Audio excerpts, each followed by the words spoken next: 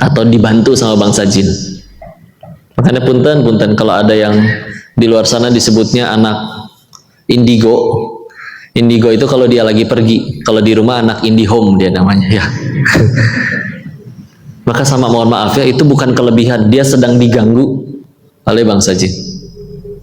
Tujuannya apa? Ngerusak akidah. Ya. Sedikit dulu kita lurusin tentang bahasan akidah. Cukup sekedar bicara bahwa oh Tuhan itu satu ya Allah doang, nggak cukup. Tapi termasuk meyakini hidup dan matinya, rezekinya, semuanya dijamin oleh Allah. Sehingga punten ya, udah nggak boleh ada lagi contoh-contoh seperti ini. Jangan foto bertiga, nanti yang tengah mati duluan. Nggak boleh percaya. Jangankan yang di tengah, yang moto juga pasti mati, itu demi Allah. Ya, yang di rumah nggak ikut pemotretan juga pasti mati kan? Ya. Nah ini dia, bicara mati itu yang penting husnul khotimah. Nah husnul khotimah itu bukan perkara mati karena apa, tapi mati sedang apa.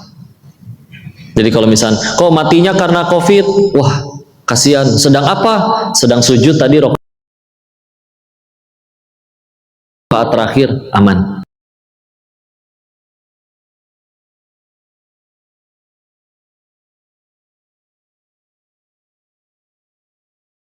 Nggak jadi aman. Ya. Terus apalagi kejatuhan cicak nanti sial, nggak boleh juga percaya kayak gitu ya. Bapak mau kejatuhan cicak 4 RW sekalipun, kejatuhan buayanya juga ya nggak akan sial. Kok tapi saya kejatuhan cicak, jatuh dari motor jadi aja nggak bisa berangkat kerja. Alhamdulillah, mungkin kamu berangkat ke lindes truk ya. Itu cuma jatuh, tapi kan sakit jatuhnya, gugurin dosa. Bisa jadi ini kaki pernah melangkah ke tempat yang salah, digugurin. Nggak ada kaitannya sama gitu-gitu. Kalau lewat tempat gelap, sepi, nggak usah berkata, punten ya mbah, saya nggak ganggu dulu, nggak usah. Kok tapi kan jin ada? Iya, tapi Allah nggak ngizinin dia ganggu, sehelai rambut pun nggak akan jatuh. Ya. Apalagi? Ada anak kecil kesambar petir di Jawa Timur megang batu. Batunya dipercaya bisa nyembuhin orang. Orang datang bawa air di gayung, Mbak, dicelupin batunya. Batu ponari namanya, pernah dengar? Jadi kalau ada dicelupin pakai batu itu namanya jadi ponari sweat katanya. Ya. Ya. Sama sembuh juga dari Allah. Meskipun kadang punten ya. Ketika sakit kepala mungkin kita bisa jadi lebih dulu nyari paramek daripada berdoa ke Allah. Padahal sembuhnya karena Allah atau karena paramek? Nah, Allah ya, meskipun itu cover parameknya diganti pakai muka bapak lagi begini, enggak, sembuhnya dari Allah. Zodiak, aduh apalagi. Wah kamu kelihatannya ada masalah, ada hidup pasti ada masalah, nggak mungkin nggak punya masalah. Ya. Masalahmu kayaknya dari orang yang dekat, ya karena dekat, bahkannya bisa jadi masalah. Kalau jauh nggak kenal sama sekali, masa iya jadi masalah? Statistik itu mah, nggak boleh sampai kayak begitu. Kenapa? Karena setan nggak suka kita ngaji, nggak suka kita dapat pahala. Kalau mungkin kita nggak bayangin jadi setan, gimana caranya untuk supaya kita ngaji itu pahalanya gugur? Setan nggak suka nih kita pengajian kayak gini. Nggak mungkin beres-beres pengajian kita dikomporin untuk ngerampok bank rame-rame, ada BNI itu di depan ya, nggak mungkin, sulit bagi setan juga. Terus cara paling gampang gugur ini gimana? Ya udah ganggu aja akidahnya, sana sholat, sana zakat, puasa, haji. Dulu ada pengajian, guru kami kayak ada pengajian di rumah gitu ya, keluarga besar. Sekeluarga besar ikut, ada satu pemuda yang ikut di situ, anak dari tuan rumah, tiba-tiba nggak pernah ikut lagi. Jadi ditanyakan, kemana ini anak?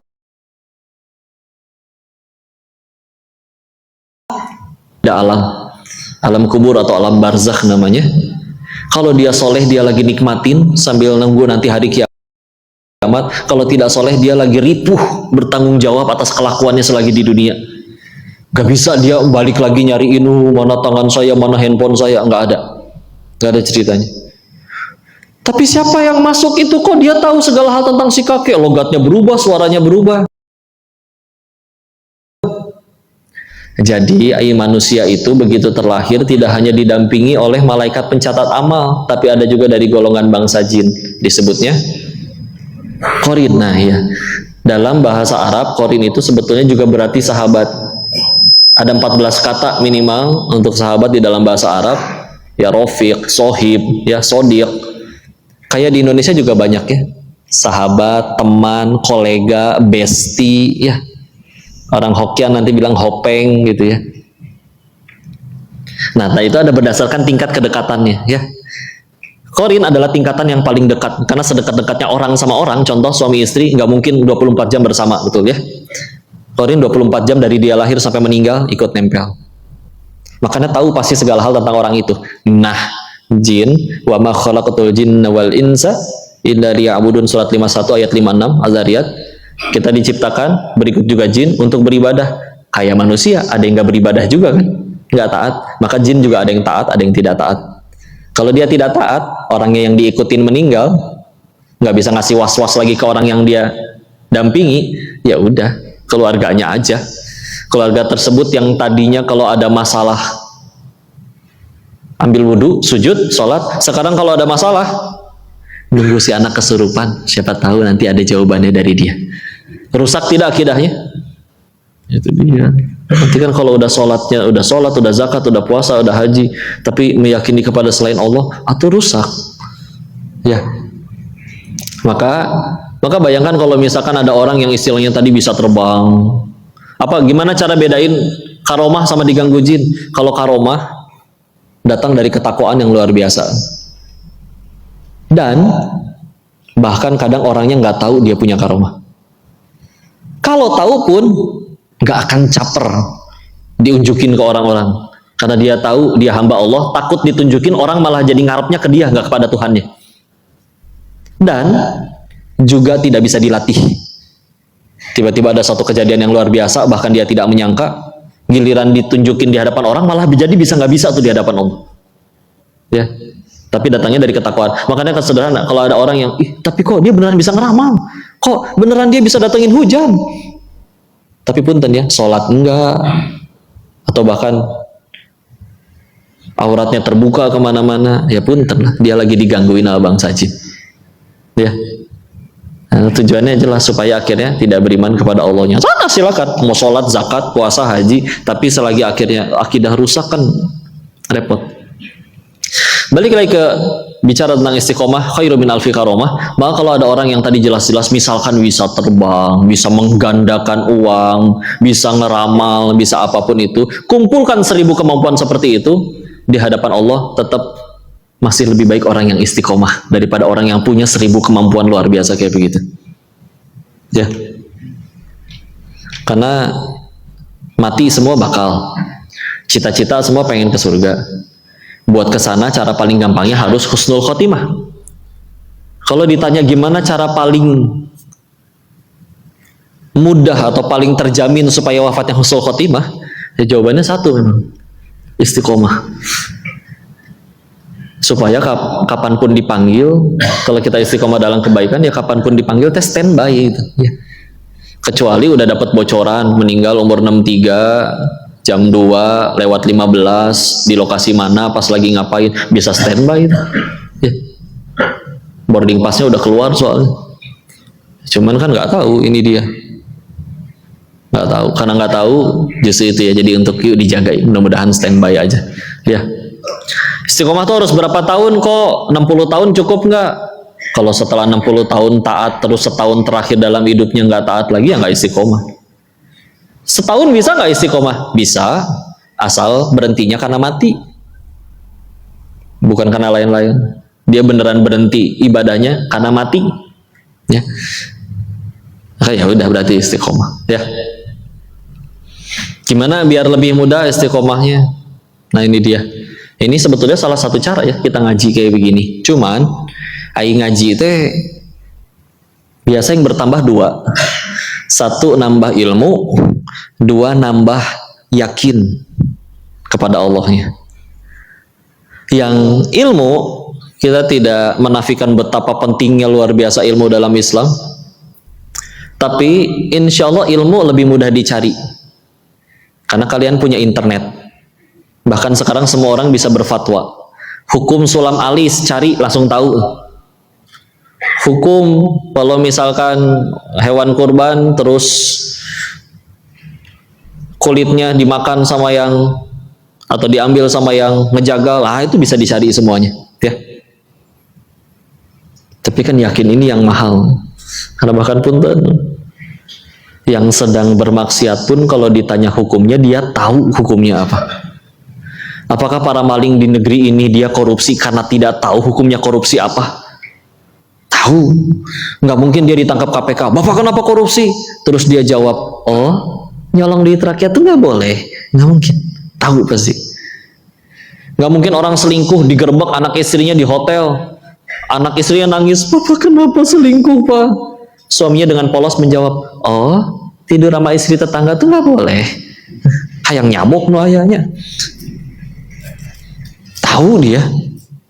Cuman itu manusia tuh kadang pun tadi dia tahu Allah nontonin kita maksiat, tapi tetap jadi maksiat.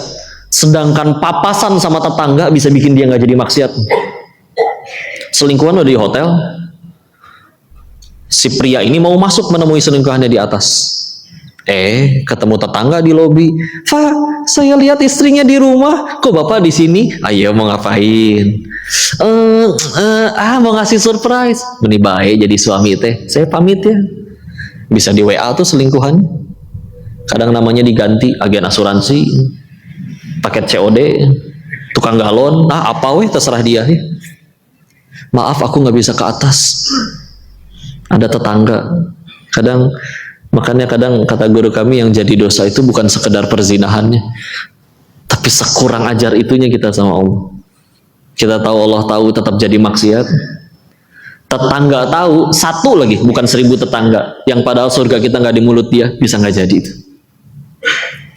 Makanya kan pilihannya setiap kali ada orang bermaksiat terus menerus, pilihannya cuma 2. Satu, Allah buka aibnya. 2, Allah matikan dia waktu lagi maksiat.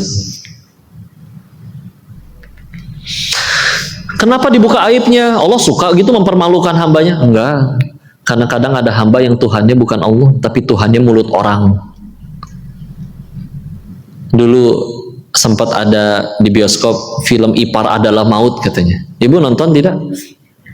Ya kita nggak harus bahas filmnya, tapi kan biasanya mohon maaf perselingkuhan itu baru berhenti kapan? Ketika ketahuan. Coba nggak ketahuan, ya.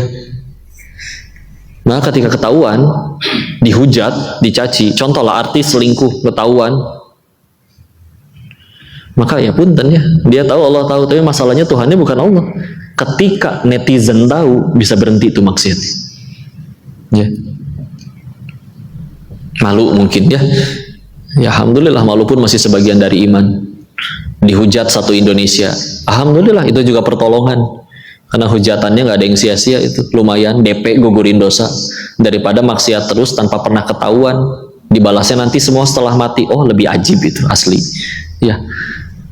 Nah kalau udah ketahuan masih aja diulang lagi terus maksiatnya, mau nggak mau itu pilihan yang kedua. Kalau matikan pas lagi maksiat. AA pernah cerita ya, izin kita tentu nggak akan sebut tempat, nama, daerahnya, tapi adalah pejabat daerah di satu tempat, punya jabatan di pemerintahan, meninggalnya di losmen remang-remang hotel murahan pinggir jalan, tanpa busana dengan sesama laki-laki. Ya. Izin bertanya, apakah itu wafat yang termasuk hina? Hina. Tapi kalau ditanyanya diganti, kira-kira Allah yang segitu maha pengampun, maha pengasih, maha penyayangnya, akankah Allah setega itu matiin seorang hamba dalam keadaan sehina itu? Kalau dia maksiatnya baru sekali-kalinya itu seumur hidupnya, mungkin tidak. Nggak setega itu kayaknya Allah. Begitu ditanya, bener Pak, nggak kehitung udah berapa kali, sampai istrinya udah tahu, anaknya udah tahu. Berarti orang udah tahu, netizen udah tahu, rakyat udah tahu. Walaupun akhirnya dengan kebuka itu jadi tambah banyak yang tahu, tapi nggak berhenti, mau nggak mau biarkan dia jadi pelajaran. Mungkin mati 1 bisa 1000 orang yang tobat itu. Ini kadang Kalau kita punya maksiat yang masih terus berulang, terus masih hidup, ya lagi nunggu antara dua pilihan itu aja, ya. Bukan karena kita udah jago. Orang maksiat nggak ketahuan, bukan karena jago nyembunyiin, karena Allah masih nungguin kita tobat aja. Aslinya mau Allah matikan kapan aja kan gampang. Quran surat 35, surat Fatir, ayat terakhir, ayat 45-nya. Pas pojok kiri atas sebelum Yasin, kesisa satu ayat, bawahnya Yasin. A'udzubillahi minasyaitonirrajim. Walau yu'akhidullahu an-nas bima kasabu ma taraka 'ala dhuhriha min dabbah. Kalau sekiranya manusia maksiat, manusia diganjar atas dosanya sendiri. Jadi habis maksiat langsung datang hukumannya, Pak. Kata Allah, tidak tersisa makhluk bergerak yang bernyawa di muka bumi ini. Berarti saya, bapak-bapak, ibu-ibu, semuanya pantas mati atas dosanya. Pertanyaannya, kenapa ini masih ramai kayak begini orang-orang? Gak punya dosa semua ya? Nggak mungkin, dah. Tapi kata Allahnya, walakin yuakhiruhum ila ajalim musamma. Akan tetapi Allah akhirkan sampai waktu yang ditentukan. Oh, jadi setiap kali habis maksiat gak mati, Allah lagi nungguin kita tobat. Jadi sama, setan juga nggak suka kita tobat, tapi setan juga nggak akan bisa apa-apa kalau kita tobat. Allah berfirman, inna kaida syaitoni kana do'ifa, surat 4 An-Nisa ayat 76. Sesungguhnya tipu daya syaitan itu lemah. Kapan baru jadi kuat? Kalau diladenin. Nah, setan nggak suka tobat, tapi kalau kita tetap pengen tobat, dia bisa apa? Bapak dijambak gitu atau lagi wudhu, di-sliding, di-tackle, dicubit ginjalnya gitu. Lagi ruku disuntrungin, nggak akan. Maka paling banter dia ngapain? Was paling. So iye lalu tobat, ntar dia balik lagi kayak aja. Atau dikasih yang sok halus. Kita tuh banyak dosa. Layakkah dosa kita ini diampuni Allah? Hati-hati kalau ada yang pernah mikir kayak gitu, itu waswas syaitannya. Karena kalau Allah emang berdasarkan ayat tadi, surat 35 ayat 45, kalau Allah emang udah nggak pengen ngampunin kita, gampang, matiin aja waktu lagi maksiat. Kenapa ini hari hidup kayak nih? Kenapa mesti pada hidup? Lihat orang juga sama. Kok saya lihat dia maksiat, bahkan kerekam nih, kok ada rekaman CCTV-nya. Tanya aja, yang kamu lihat lagi maksiat masih hidup nggak? Masih sih. Oh ya udah, berarti yang punya langit dan bumi aja masih kasih dia kesempatan. Apa hak kita nentuin neraka orang? Ya. Jadi gitu aja, waswas syaitan lemah. Baru jadi kuat kapan? Kalau diladenin. Di rumah bapak nyalain murotal 24 jam. Setan betah nggak? Nggak. Senggak betah-betahnya dia nggak akan bisa mencet tombol matiinnya sendiri, Pak. Horor juga tiba-tiba mati. Paling ngasih was-was, ganti dong, jangan Quran wae, ganti. Kalau misalkan gua nggak mau ganti, emang mau apa? Dibanting gitu murotalnya? Nggak bisa. Baru jadi kuat kapan? Kalau diladenin. Makanya jangan diladenin. Ibu-ibu ngambek sama suaminya.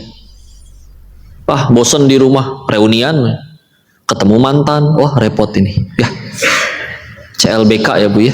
Tahu CLBK Ibu? Cepat lari bau kentut. Nah, bukan ya. Cinta lama belum kelar, bersemi kembali. Ya. Tahu-tahu tengah malam ada WA misterius yang sangat santun. Assalamualaikum ukhti. Aduh. Bu. Pertanyaannya cuma satu, Teh. Bu. Kalian yakin cuma kalian doang yang di WA? Hati-hati ya, di luar itu ada 2 spesies. Satu buaya hijrah. Yang kedua, ini lebih bahaya, playboy syariah. Hati-hati. Suara kucing gimana Bu? Meo. Suara kambing?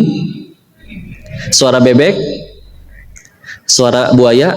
Assalamualaikum ukhti. Hati-hati Bu, mereka udah punya template.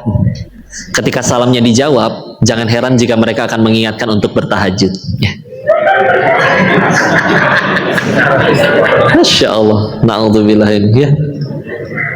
Yang repot kalau diladenin. Masih ada malam bagi kita udah tahajud. Kamu udah tahajud belum? Dibalas lagi. Iya nih bang, aku juga lagi ruku. Cia. Gimana lagi ruku?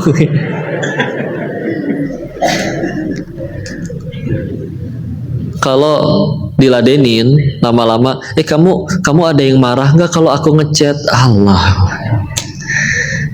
suami kamu ngambek? Oh, suami aku juga sibuk sendiri. Mulai cerita ke orangnya suami, ya. Ah, kamu masih lucu seperti dulu. Mulai menggali kenangan lama. Bagaimana kalau kita besok makan siang? Aduh, repot. Coba kalau dari awal udah langsung diblok, siapa dia? Cuman segelintir masa lalu kita kok. Tapi kalau diizinkan masuk, bukannya orang yang pada selingkuh pada ngomongnya apa coba? Perasaan ini sudah terlalu dalam kok. Ya Allah, dalam katanya. Ya, suruh siapa dicelupin dalam-dalam ya. Akhirnya ditancepinnya, menancap ke hati. Ya. Jangan dikasih celah, jangan dikasih celah. Ya. Tutup. Karena ya sulit nanti kalau kita bicara pengen istiqomah, dan tipu daya syaitan itu sebetulnya lemah, kita sendiri yang ngeladenin. Dan tadi kita bicara pengen supaya yakin, yang mahal yakinnya Pak, betulan asli. Sampai kadang kalau ada kajian, tolong bahas spesifik ya, tolong bahas judi online. Terus pertanyaan paling umumnya kan kadang ditanya, apa sih yang menyebabkan ada judi online? Punten, jawaban saya satu, gak yakin sama Allah, udah gitu aja. Kalau ada yang beralasan, tapi kan kok saya kena himpitan masalah ekonomi, saya bisa kenalin orang yang memilih mendingan saya mati daripada ngambil yang haram. Berarti bukan karena himpitan ekonomi, gak yakin aja sama Allah. Lupa bahwa dia gak mungkin diizinin lahir kalau tidak dijamin rezekinya. Akhirnya berani nyolong, berani korup, berani judi, dan ngerembetnya macam-macam kalau udah gak yakin sama Allah. Suami pelit kepada istrinya, mungkin karena tidak yakin kalau ngasih ke istri bakal Allah ganti berkali-kali lipat lebih besar. Betul begitu ibu-ibu?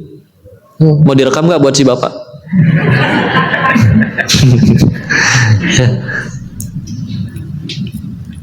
Awalnya nggak yakin, dan dengan tidak yakin, efek yang lainnya stres asli. Nggak yakin rezekinya dijamin. Aduh kok saya stres, 5 tahun lagi mau pensiun. Gimana uang pangkal anak-anak? 5 tahun lama itu teh. Sedangkan anak kita ada yang jamin. Di surat Al-Kahfi, waktu Nabi Musa ketemu Nabi Khidir kan protes, ini kenapa kita ngebangun rumah 2 anak yatim ini? Di ayat ke-82-nya dijawab kan, ini kehendak Tuhanmu, dan wa kana abuhuma sholiha, karena ayahnya soleh.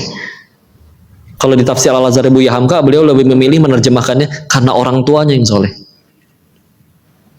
Apa andil kita buat anak? Ayo, kita yang bikin tangan dan kakinya gitu, alisnya pun tidak. Jangankan bikin orang, gambar orang aja kita jelek, petot ya. Tapi anak kita punya Allah, tugas kita melayakkan diri kita di hadapan pencipta anak. Perhatikan, kita bangun rumah, siapa yang bangun? Tukang. 2 anak yatim ini rumahnya mau roboh, Allah utus 2 orang nabi untuk jadi tukangnya. Karena alasan apa? Orang tuanya soleh. Nah, kita ngelayakin diri atau enggak? Udah gitu aja.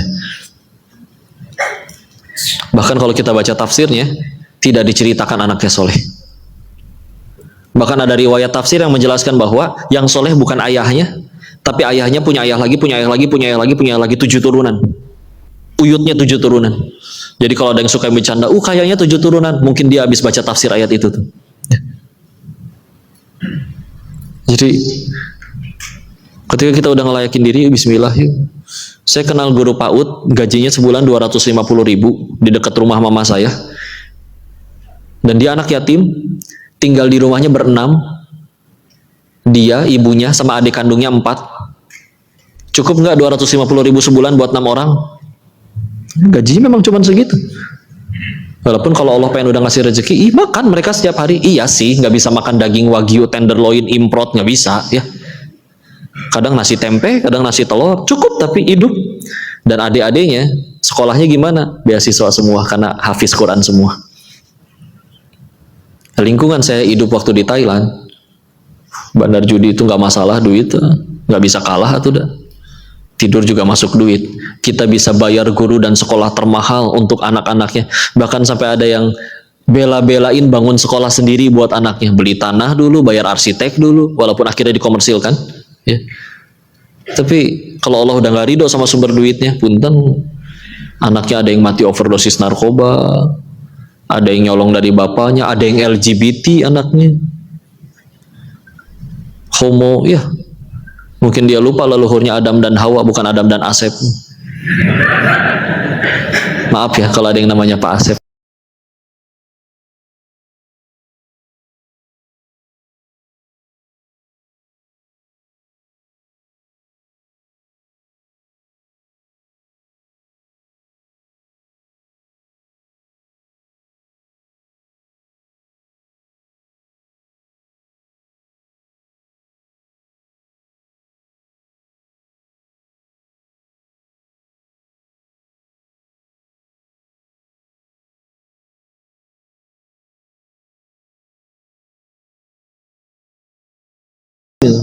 Tapi kalau lagi libur di rumah, nanggung tahu kok, nanti aja lah 2:30, kan nanggung 2 episode lagi.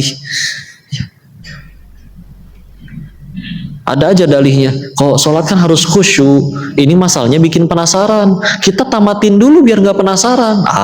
Segitu ya. Taunya akhir episode lebih penasaran lagi, bukan penasaran, pinisirin lah. Ya gitulah tuh ya. Kabar baiknya, Allah nggak pernah benci pendosanya. Allah cuma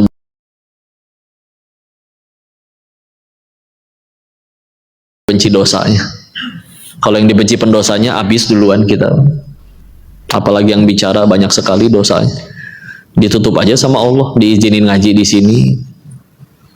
Padahal aku yakin pasti ada yang orang soleh luar biasa di sini daripada yang ngomong. Nah, ditutupin aja sama Allah. Kalau mau jujur mau ke surga dengan cara apa itulah, bisa jadi ada dosa kita yang belum layak dihapus karena amalan kita segitu-gitunya.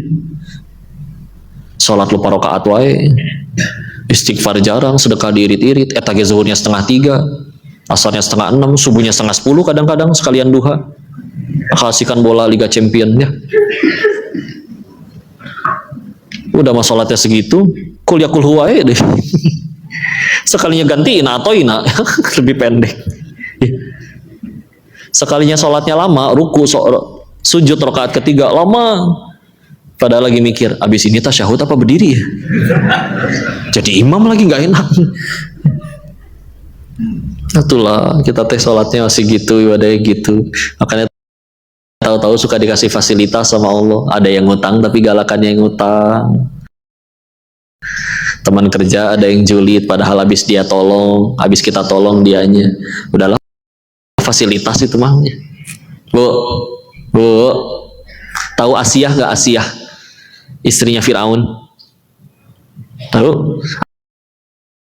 4 yang paling tinggi mereka. Apakah 4 yang paling tinggi itu masuk surga yang paling tingginya Allah itu karena hidup enak atau karena hidup pahit? Bukan berarti kita harus hidup pahit juga. Allah udah aturin.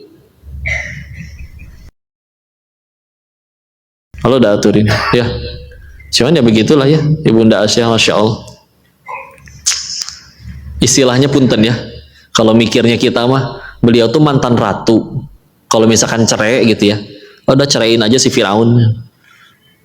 Masa nggak ada yang mau sih mantan ratu soleha lagi ya. Cuman ngapain bela-belain tetap dampingin Firaun itu. Tapi ya ternyata sabar, karena sabarnya lebih besar. Karena sabarnya bukan ngadepin suami sembarangan nih, Firaun nih ya. Sedangkan kata Allah, innama yuwaffas sabiruna ajrohum bighairi hisab. Quran surat 39 Az-Zumar ayat 10. Hanya orang bersabarlah yang ganjaran pahalanya disempurnakan tanpa batas. Nah kalau misalkan sekedar ngadepin suami yang punten ya, naruh anduk sembarangan ya, naruh gunting teh nggak ditaruh di laci lagi, udah tahu kamar pakai AC, pintu dibiarin jemplong kebuka. Kalau ngambil baju teh atasnya diangkat dulu, jadi berantakan semua bawahnya dengan ikut gregetan ya. Tapi dia sholat 5 waktu masih, ke anak sayang. Iya sih, ke ibunya teh dingin gitu kayak kulkas 2 pintu. Udah nggak semua suami stand up komedian dah bu ya. Udahlah, bismillah. Investasi itu mah ya. Nah, kalau ada yang berkata, nanti dulu kok suami saya lebih parah dari Firaun. Bohong ibu ya. Kalau suami ibu lebih parah dari Firaun, nama suami ibu yang ditulis di Al-Quran. Iya, karena nggak ada yang lebih parah udah. Ya. Jadi udahlah, suka hiperbola, ngambek wae. Ngambekin apa sih? Sering ngambek itu tanda hamba dunia tuh. Kita kan hamba Allah. Nah, tapi ada hamba dunia. Hamba dunia itu cirinya 3. 1, selalu takut dengan yang belum terjadi. 2, selalu menyesali yang sudah terjadi. 3, GTA, galau tiada akhir. Takut dengan yang belum terjadi. Kok gimana ya, kok anak saya uang pangkal saya bentar lagi pensiun, bentar lagi 5 menit lagi bu. Ya enggak sih, 5 tahun lagi. Atau 5 tahun bisa. Atau gini deh, ada psikolog bilang gini, dari 100% hal yang kita takuti, yang kejadian itu biasanya cuma 15% secara statistik nih, udah disurvei. Jadi 85%-nya nggak pernah jadi nyata sama sekali, tapi udah bikin kita nggak mau makan, nggak mau minum, nggak mau tidur, besoknya tipes. Rugi tidak?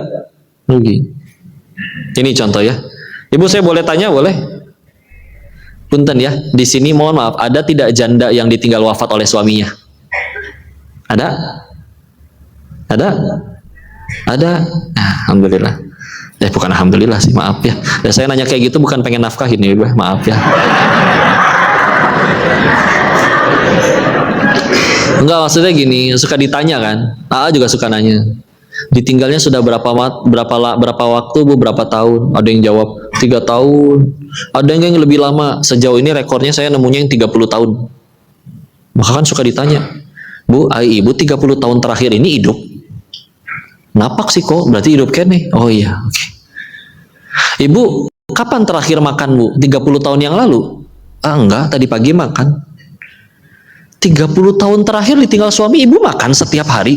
Makan. Anak-anak? Ada. Udah lulus, udah kerja.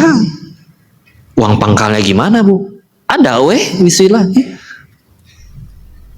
Lemari punya? Ada. Bajunya 1? Enggak, banyak. Oh benar, berarti rezeki itu bukan dari suami, tapi dari pencipta suami. Kalau rezeki dari suami, udahan itu sekeluarga. Terus kadang kita takut duluan dengan yang belum kejadian. Oh capek ya.